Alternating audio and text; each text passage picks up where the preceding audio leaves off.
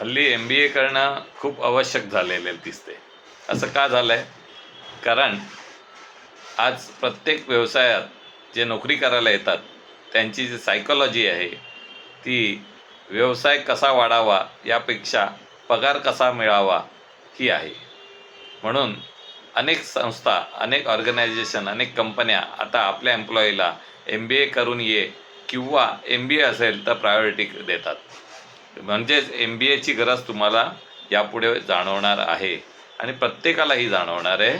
जे जे नोकरी करतायत त्या प्रत्येकाला भविष्यात MBA करावा लागणार आहे. त्या MBAचा मी जो अर्थ काढला आहे तो MBA म्हणजे मी बॉस आहे.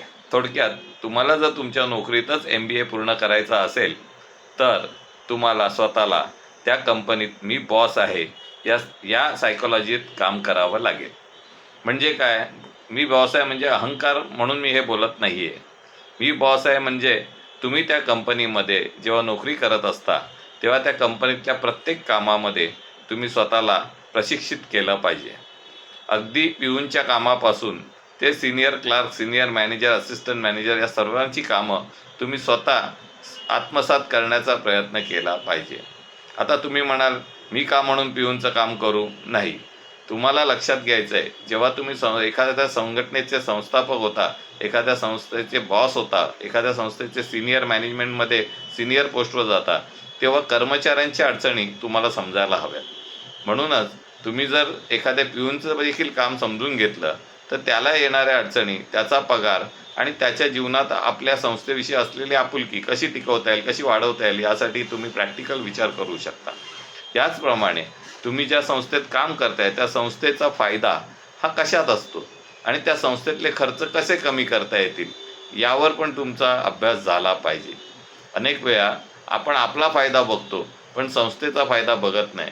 असे एम्प्लॉई काळाची गरज आता त्यांना बाहेर काढलं जातं.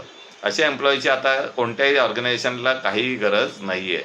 आता प्रत्येक ऑर्गनायझेशनला एक सुशिक्षितपेक्षा एक समजूतदार, एक सकारात्मक आणि एक पुढे जाणारा, संस्थेमधून स्वतःचा अभ्यास करून स्वतःचे एक व्यक्तिमत्व निर्माण करणारा असा संस्थेतला एक कर्मचारी हवा आहे.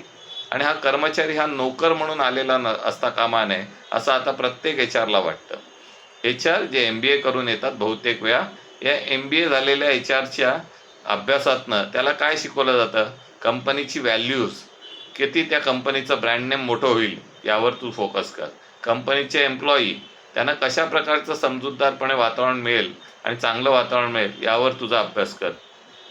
कंपनीच्या इन्कम आणि एक्सपेंडिचर हे कशा प्रकारे नियंत्रित करता येतील आणि इन्कम कशी वाढवता येईल, खर्च कसे नियंत्रित करता येतील यावर तो अभ्यास कर. म्हणजेच थोडक्यात त्याला बिझनेस चालवताना कशा प्रकारे हा बिझनेस वाढेल, त्याचसोबत आपल्या प्रत्येक एम्प्लॉईची कशी काळजी घ्यायची हेही त्या अभ्यासक्रमात शिकवलं जातं.